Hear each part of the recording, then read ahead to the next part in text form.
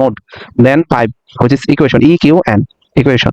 And 1, 2, 3, you choose the 1 because this format is similar in this format because it's have a two variable x and y and a constant, and this your equations have a two variable and one constant. Okay, first of all choose the 1 and a b c, which is means x coefficient that is okay. First of all choose the 1. Okay, a b c, you'll put the value x coefficient. Here is the x coefficient is -3, and y coefficient is +1, and c constant value is -7.